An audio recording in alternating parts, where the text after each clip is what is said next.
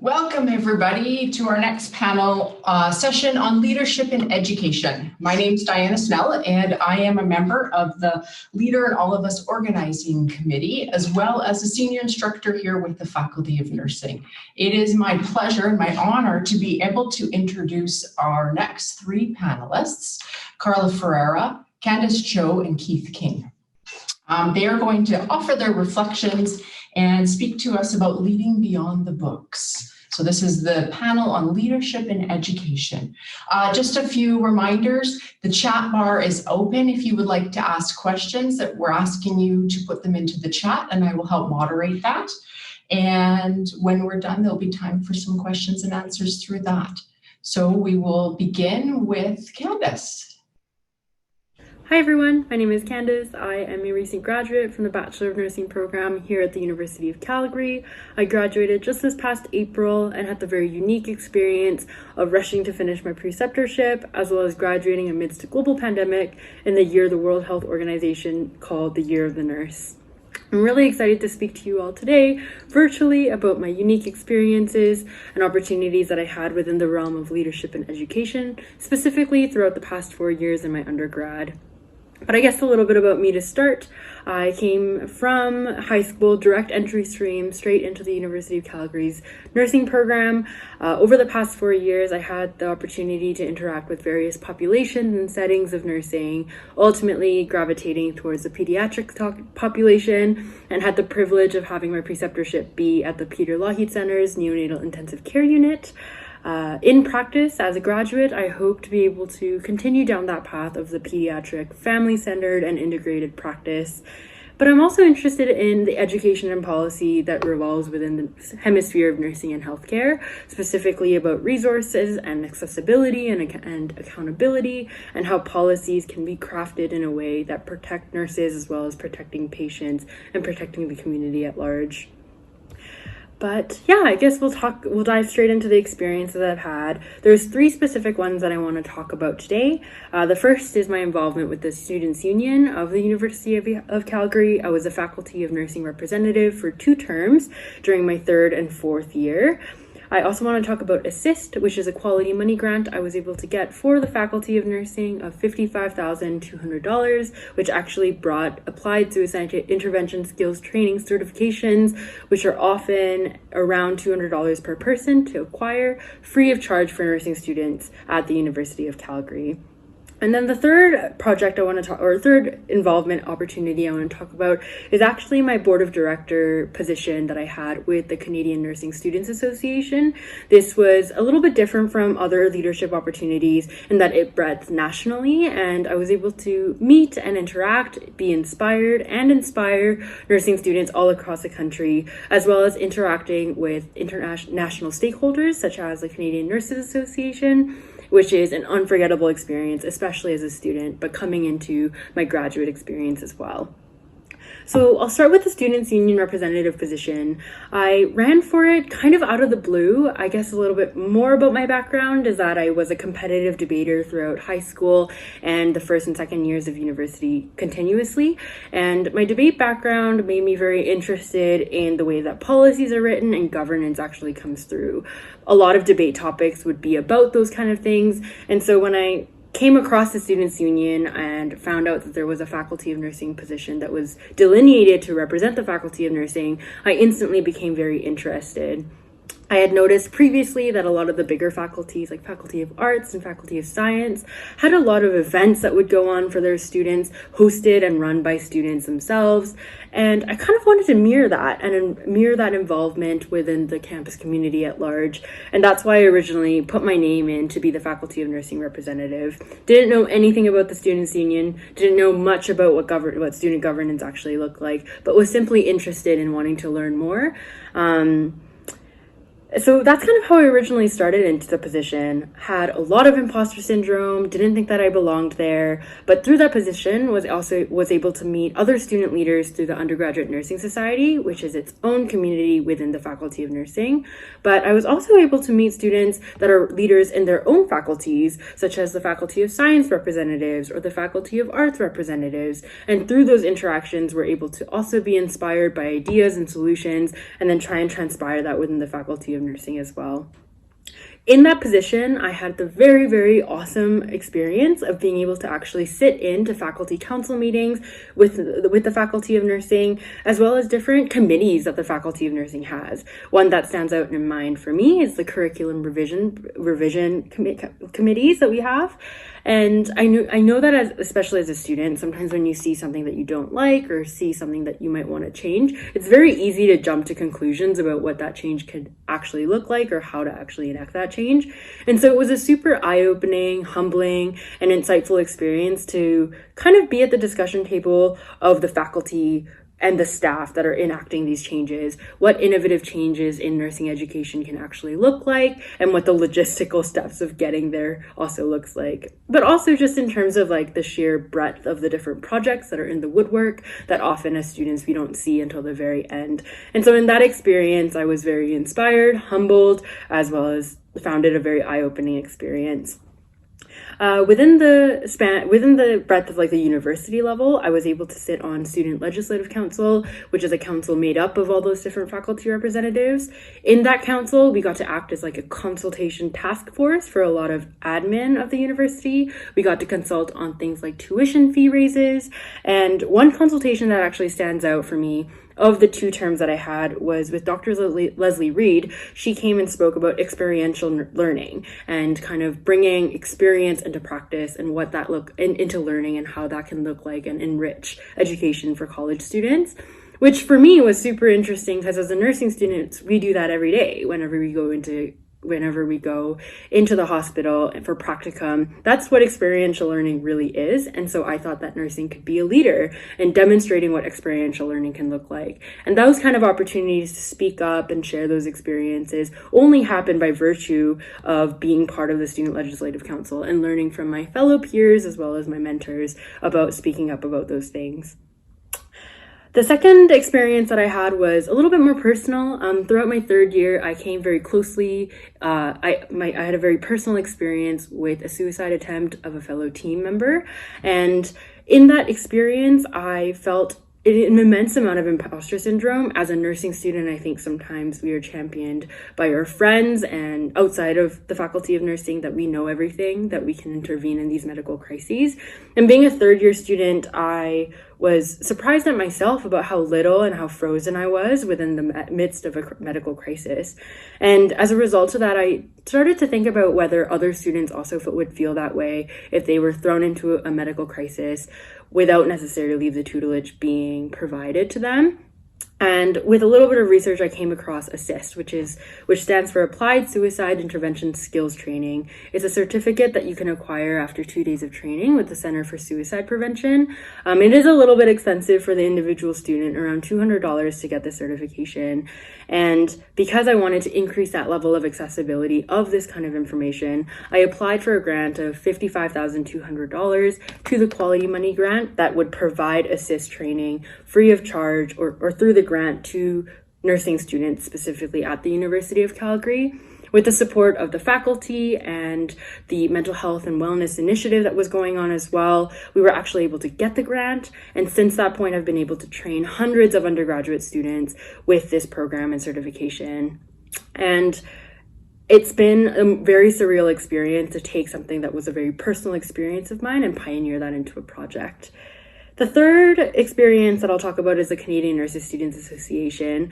This was another position that I kind of ran for on a whim. I was actually attending the national conference that was being held in Calgary, and when they mentioned the Western Regional Director position, which acts as a liaison of all Western nursing schools, I realized that as the Faculty of Nursing in the University of Calgary, we already had a very big stake. We were actually the hosts of that national conference itself, and so I quite literally threw my name into the bat. I had never been on an official board of directors position before, but thought I could learn throughout the process. And through speaking about my experiences, I was able to get the position.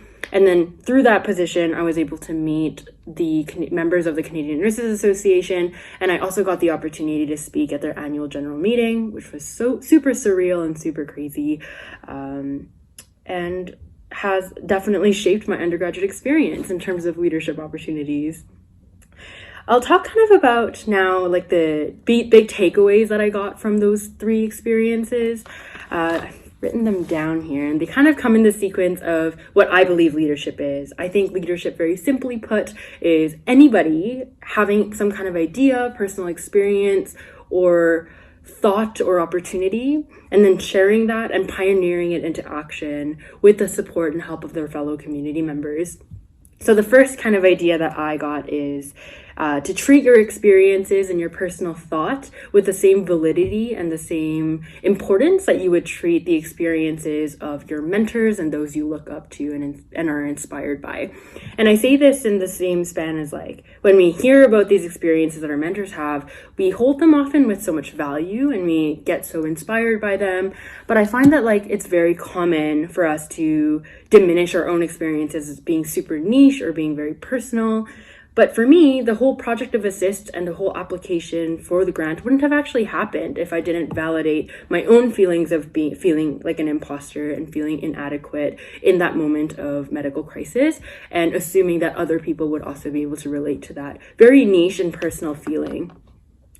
The second takeaway that I have is to actually bank on human empathy as a safety blanket. This is kind of more touching on that imposter syndrome area, specifically felt when I entered the Students' Union, as well as the board of directors for the Canadian Nursing Students Association.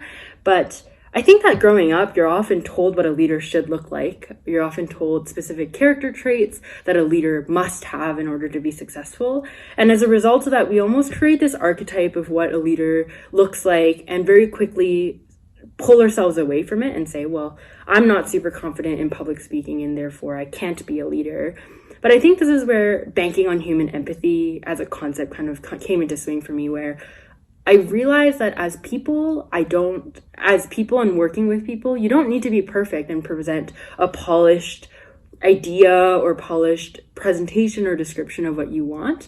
All you really have to do is be honest, because the way that empathy works is that people will understand if you tell your story honestly and share your hardship and your struggles honestly as well. And that's one experience that I was able to have, not only through ASSIST, but also throughout my Faculty of Nursing position. I had been completely new to that position before, and stumbling through my mistakes and stumbling through different experiences only happened with the support of the faculty mentors that I had, as well as my peers who would support me. And that support in of itself is empathy. And I think that oftentimes we forego that and think that we need to justify ourselves always and be perfect always. But that in of itself acts as a barrier to following through with these ideas that you have, that you've validated now to want to turn into action.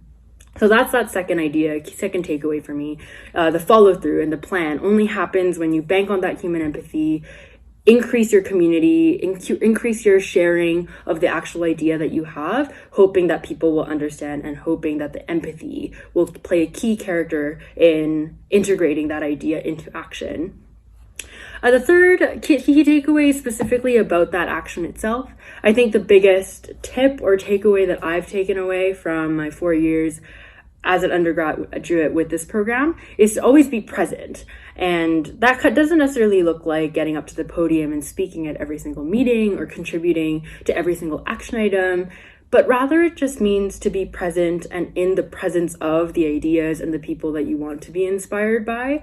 I think often exchanges of ideas and concepts and plans and actions happens in the moments that you don't expect them to. And so being present looks like showing up to those meetings that have the concepts and the agenda items are of interest to you, even if you don't think that you have something to actively contribute. Because by being at that meeting, you might be inspired to want to contribute something, which can then in turn turn into an idea and then follow through it into action, which to me is what leadership can be. And so those are kind of the three different takeaways that I would have.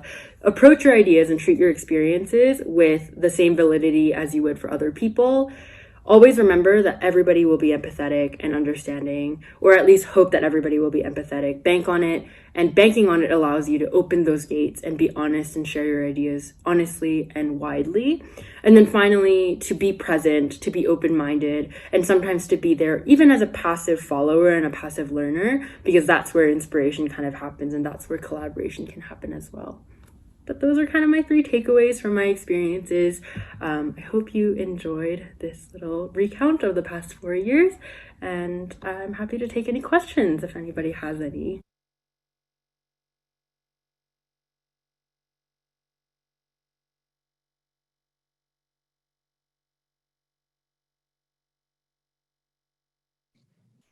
Up next, we will have Carla Ferreira speak.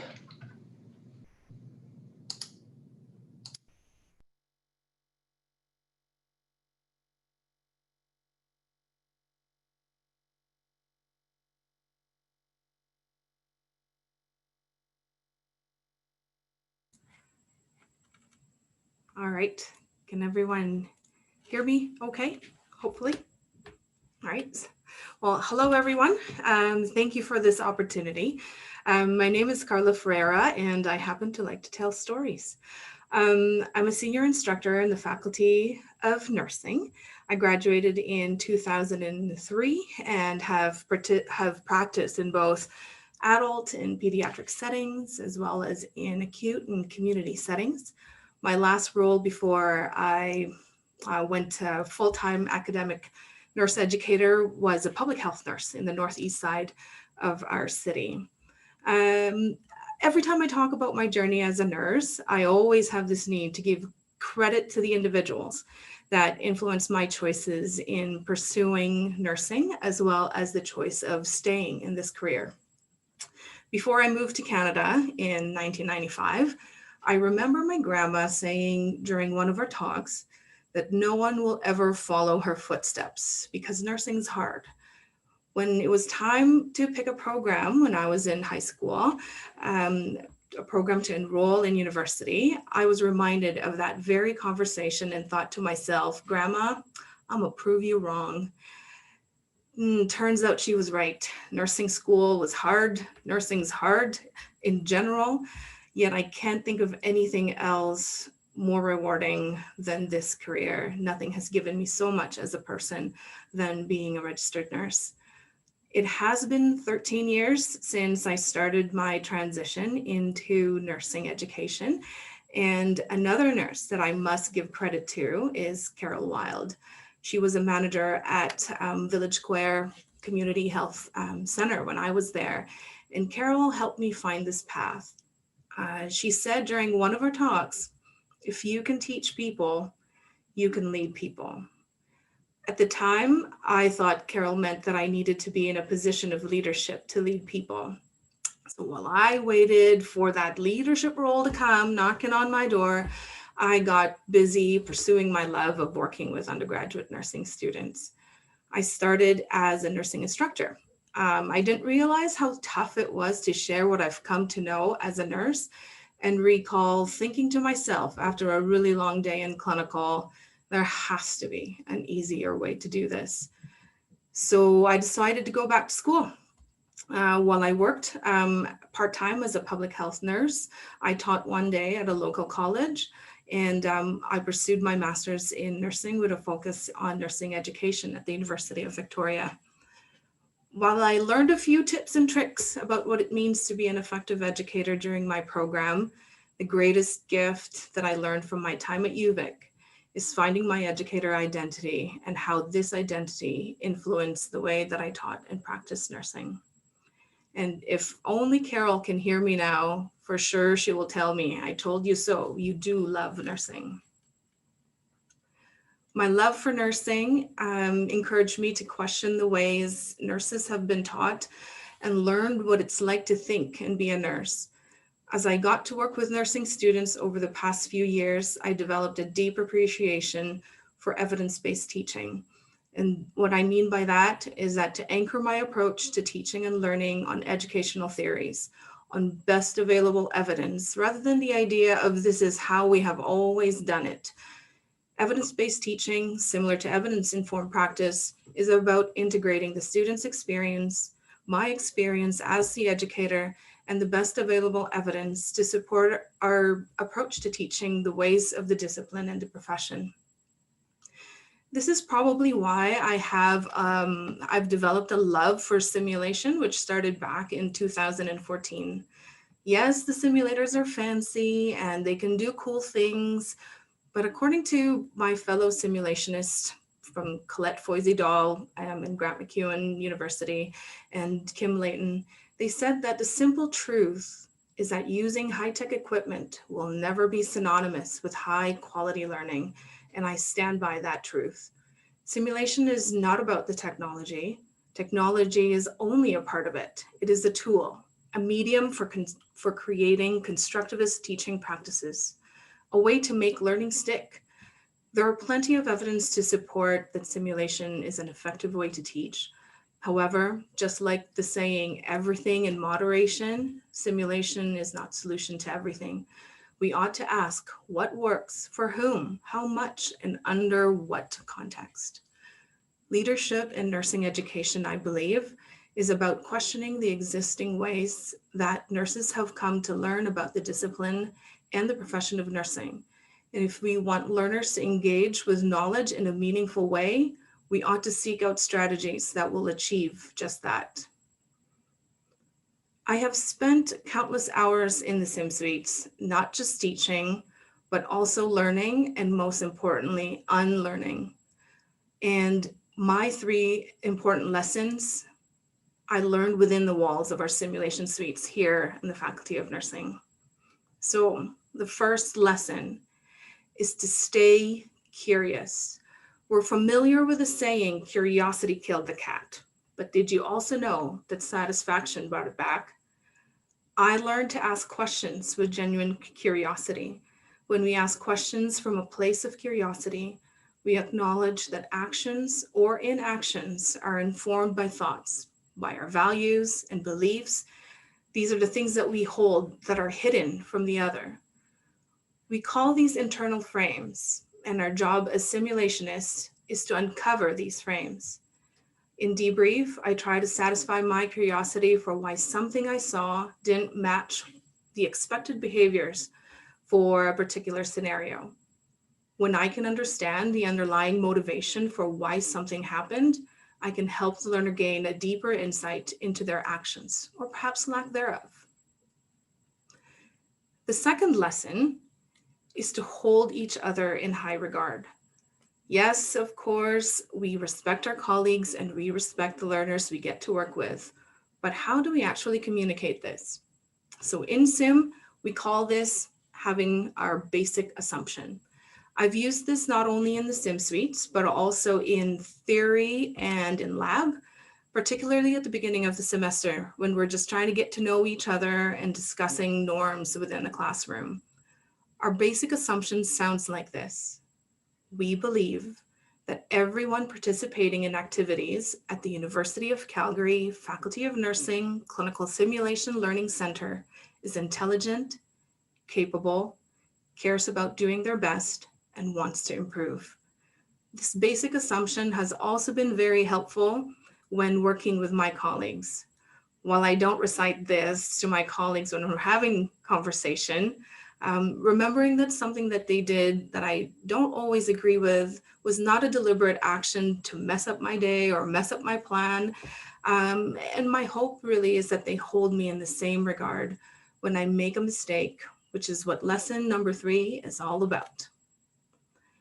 Lesson 3 is about seeking mistakes or seeing mistakes as opportunities to change, to grow, to improve, to do better, to be better.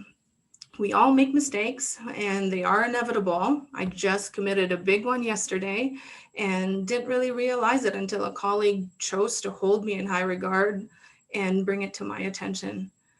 In sim, we see errors in actions and thought processes all the time. And the lesson is that mistakes are not crimes to be punished, but puzzles to be solved. It's hard to correct incorrect thinking or action if we don't try to find out its root cause. Sure, this takes more time and effort, and that's probably why debrief sessions are so long.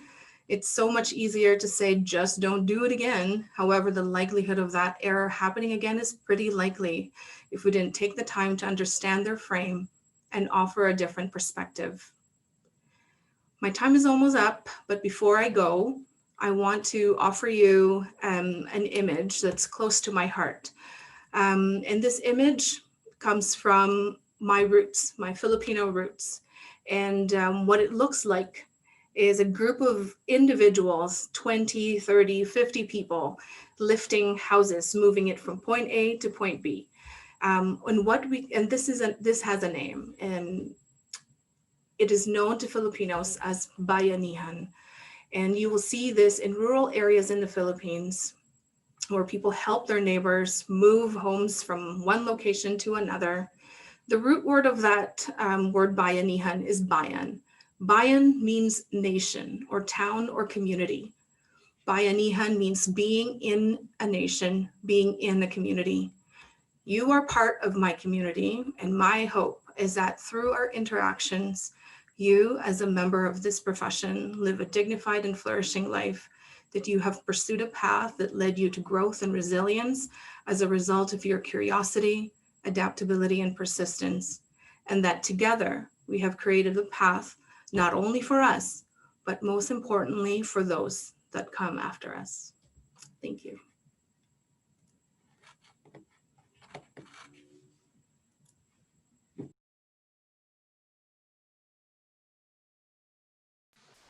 Thank you, Carla. Up next, we're going to have Keith King.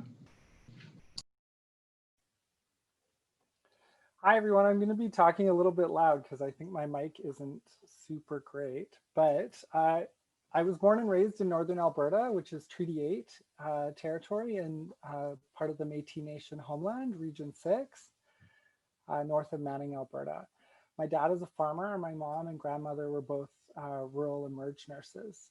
So you can imagine what it was like growing up like that. I'm Métis on my mom and grandmother's side. They were both nurses, as I mentioned, and I'm English and Russian on my other side. I never actually planned to be a registered nurse. In fact, I did a degree in zoology before I went into nursing. And the sad thing was that I wasn't really great at it. I kept falling asleep in the lab. And so lucky for me, I could still get into nursing school when I applied, even though I didn't do super great in my zoology program. Once I sort of got over myself and my own ideas of what it meant to be a masculine person in nursing, I actually fell in love with the profession. Once I graduated nursing school, I worked in plastic surgery, neurosurgery, and acute psychiatry for about a year and a bit before I moved to Australia to start my master's in public health.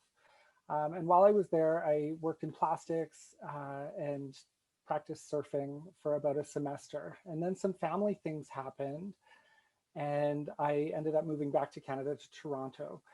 I was very fortunate to find a job there setting up a new psychiatry service, and I quickly became one of the youngest nurse educators ever hired at the hospital at the age of 26, which, you know, when I arrived in Toronto to that job, because I had interviewed over the phone from Australia, my boss said, you're a lot younger than I expected based on your telephone interview. So it was a bit interesting.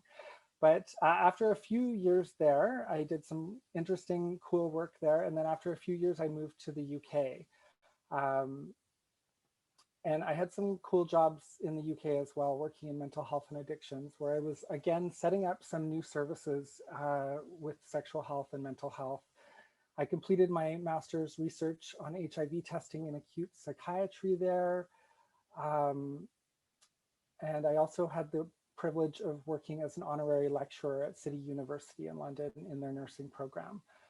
In 2014, some interesting things happened in my life, and I ended up moving back to Canada, revisiting my roots and really trying to figure out what was next. I took a job with Alberta Health Services and in quality and patient safety accreditation.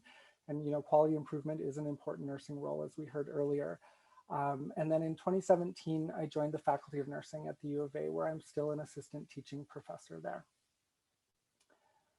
Yeah, very diverse sort of career path.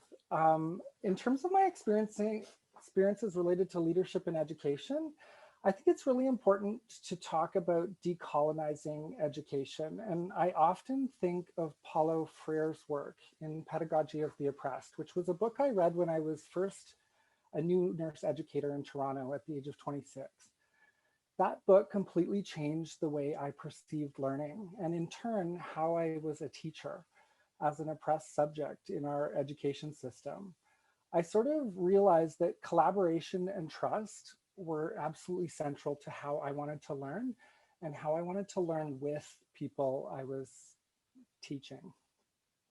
I remembered the undergraduate program that I took, both the science program and my nursing program. And there were so many moments that seemed unfair or worse as a learner, especially as an Indigenous, masculine presenting queer person from rural Alberta. I didn't feel like I belonged as much as I should have. I didn't identify in the least with Florence Nightingale. And in fact, I continue to struggle with our profession's application of her as a symbol of our profession. While I totally acknowledge her contributions to nursing as a profession, were many and multiple, she also perpetuated some violence against Indigenous people, gender and sexually diverse people, and functioned in many ways to uphold the patriarchy that we are, I think, justified and deserving of critical assessment today. And I think that's one of the wonderful things about nursing as it evolves, is we're able to think critically and, adjust to contemporary ways of thinking about these problems. It became very clear to me after reading Paulo Freire that teaching and learning were privileges, and that as an educator, I needed to acknowledge the power dynamics and experiences and knowledge that existed between me and the people I was working with, especially when I was that 26-year-old practically new grad educator working in a psychiatry program with many veteran nurses. And we were trying to work hard to improve those systems. Of course, I screwed up a lot, and I liked hearing from the other presenters that, making mistakes is a normal process and it's a learning process. I learned so much from working with the people who knew the history of the hospital, the doctors, the other staff. And by giving space for those learners to share their knowledge with me, I was able to build trusting relationships that also enabled me to share elements of evidence-based practice and new ways of doing, so that we could troubleshoot problems in the hospital system together. It was also during this time that I learned about imposter syndrome and the importance and value of bringing my whole self to the table. I came out at work, I was more open about my Métis identity, and I started to incorporate those elements of myself into my work. Later on, when I started lecturing at the university, it seemed hard to translate some of those things into classroom and clinical settings. But I knew that if I practiced my values of honoring students and my colleagues' knowledge and experience, they would trust me and we could figure it out together. A year after I started at the U of A, I was asked to become the course lead for the redesign of our mental health course. And again, I learned to lean into my colleagues, my students, and people living with mental health problems to help us identify what was important for nursing students to know and practice in mental health. By this time, I was very aware of who I was and where I came from and the values and skills that I brought to the table, and all the things that I would need other people to bring to the table to make this course successful. Of course, I still work to bring good relations into everything I do, to live my values related to service and compassion, and to also know my boundaries and speak up when I think something isn't right or isn't working, bringing solutions with me to the table. The following year, I led our mental health, leadership, and Indigenous health courses, and I was asked to sit on our academic appeals and equity, diversity, and inclusion committees. I'm still a board member for the Pain Society of Alberta, and I only recently stepped down from the Hospital Privileges Appeals Board for Alberta in order to focus on my PhD work. So you can do a lot, and I think that's an important piece. In terms of 3 takeaways, hopefully to inspire leaders in all of us, first one is do the work on yourself, make sure we're clear about our values and how we develop them. And I would say make deep and genuine connections with family, friends, and colleagues. And I think the other speakers have spoke about that.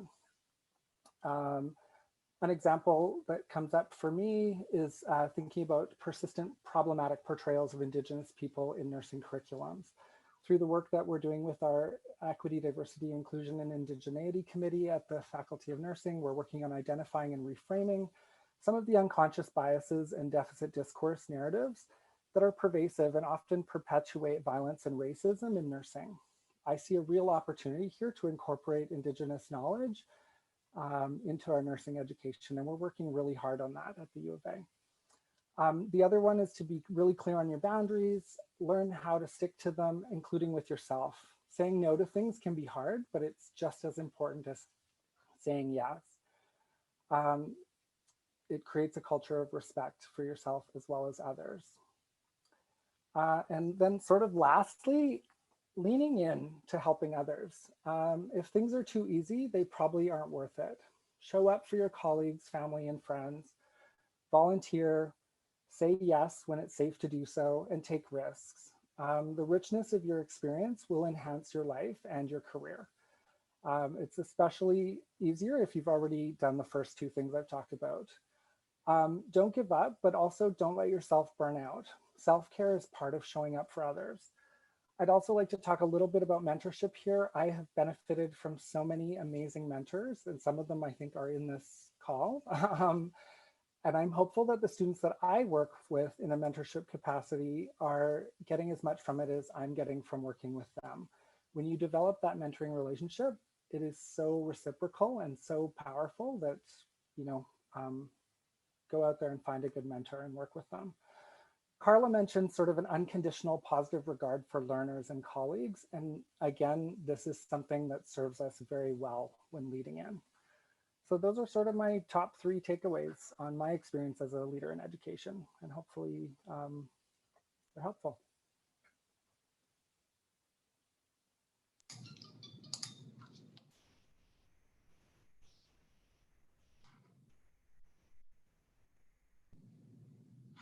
Thank you, Keith and Candace and Carla, for your reflections on leadership and education. I'm going to open things up and invite you to ask your questions in the chat, and I will pose them to our speakers. The first question I had actually came up for Carla. Carla, what advice do you have for maintaining curiosity and learning?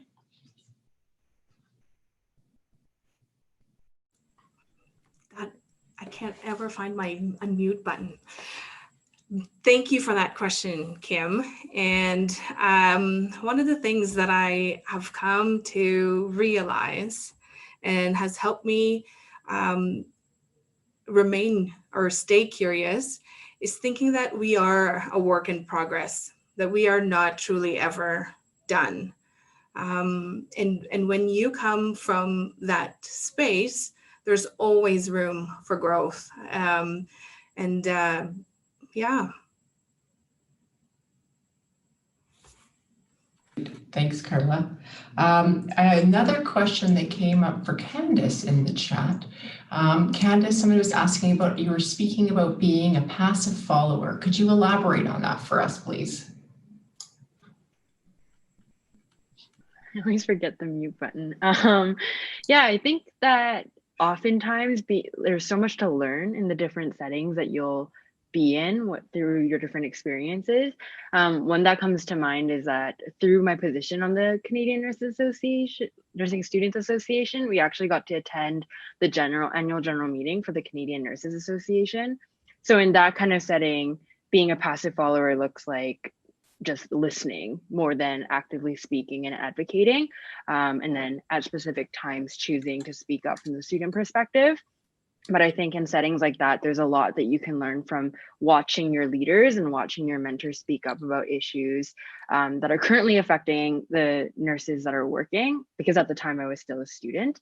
And so kind of seeing who your audience is and who your speakers are, and choosing when to participate actively by leading the conversation or contributing your own experiences, and then when to actively listen, take notes, and be open-minded as a learner. Thanks, Candice. A question here, which I think is posed probably for Keith.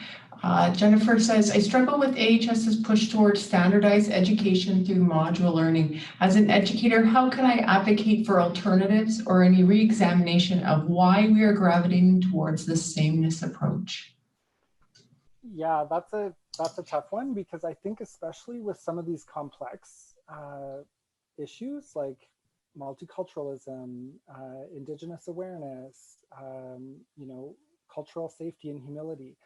These are like complex issues that people really wrestle with, especially when it comes to unconscious biases and things. And so when we look at creating electronic learning modules, you know, where's the in-person supportive learning that happens with that? So I think there's probably some evidence around ways of doing it in a better way that you could lean on.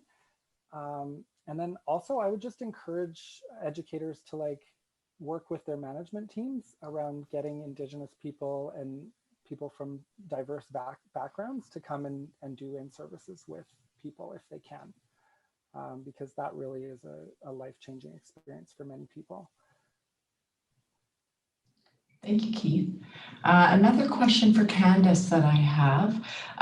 Candace, what are your tips on managing extracurriculars and taking on leadership roles as a student?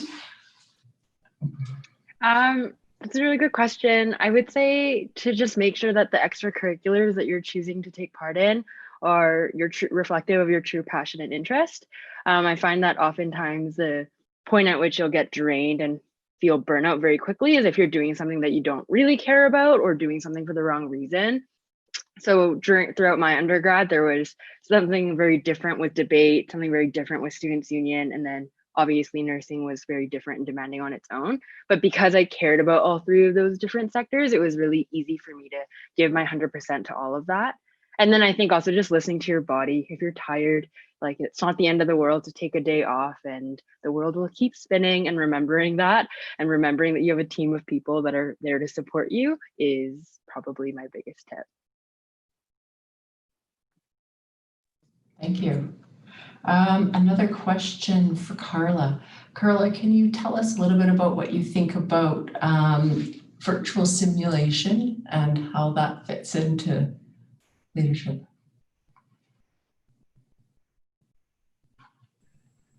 Oh, nice. Thank you, Alexander, for the tip. It works. So pressing the space bar button.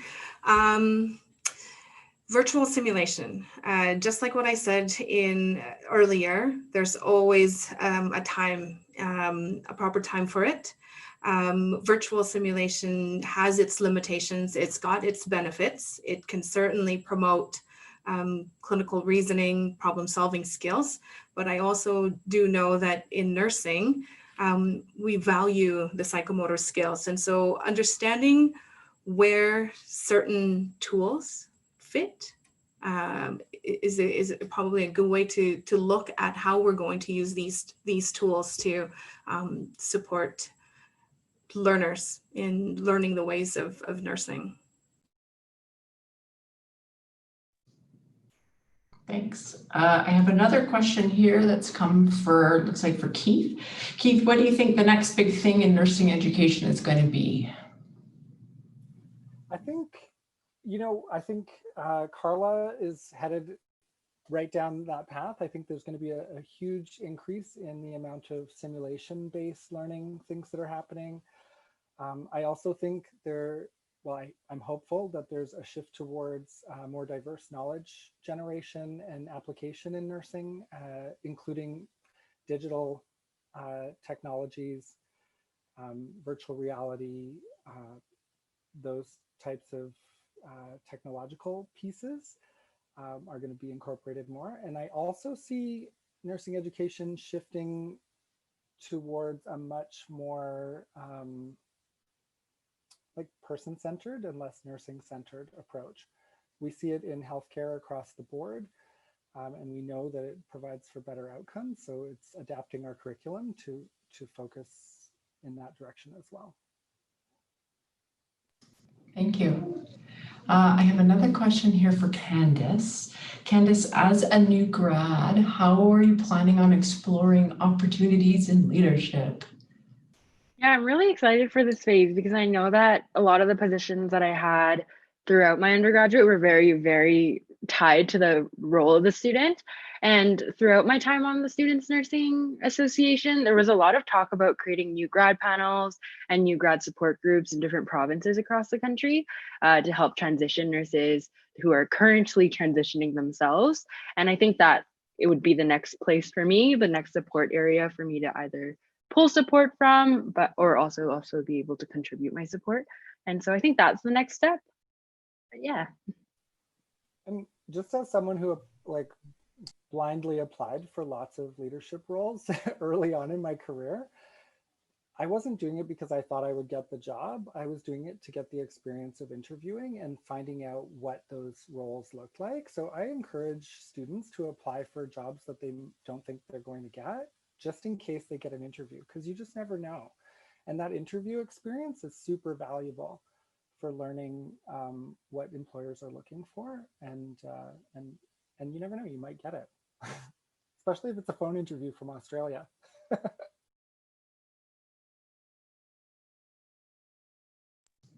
Thank you for all your thoughts. Anybody else? We have a time for probably 1 or 2 more questions if you want to pop them in the chat for our panelists.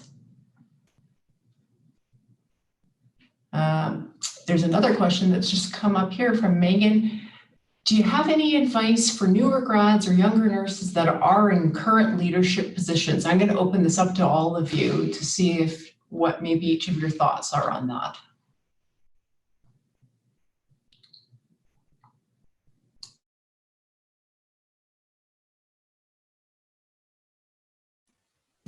Anybody? Well, I'll jump in and say I would encourage you to find a mentor. Throughout my career, like that first educator role in Toronto, I hitched my wagon to a star, and in my case, it was the professional practice lead for nursing at the hospital. I just went to her and said, hey, I'm new here, and I honestly, I don't know what I'm doing. And she said, oh, that's imposter syndrome. You're doing a master's, you're an experienced nurse, you know what you're doing. And she just helped guide me through the politics of the organization, and it completely made all the difference. And subsequently, every job I've taken, I've found 1 or 2 people who can help guide me.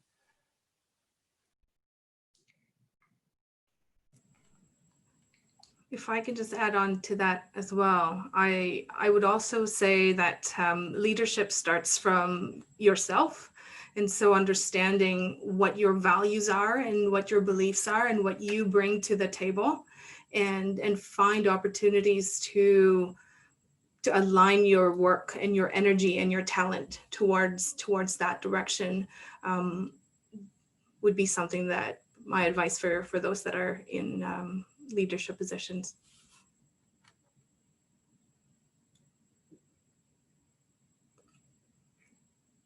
How to start finding a mentor: find someone that you trust.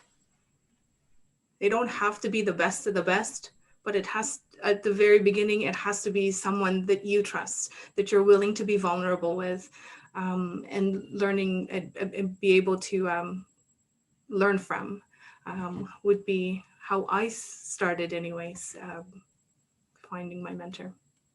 Absolutely. And you know what? Some people, you're going to want them to mentor you and they're going to be too busy, or they're going to, and so just being really open, saying, hey, I really respect you and your work.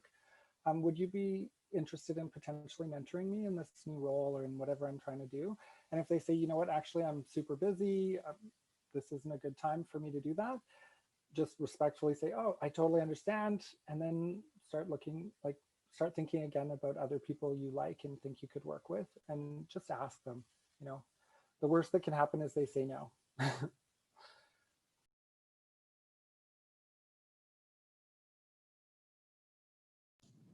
Thank you, Keith, Carla, and Candice.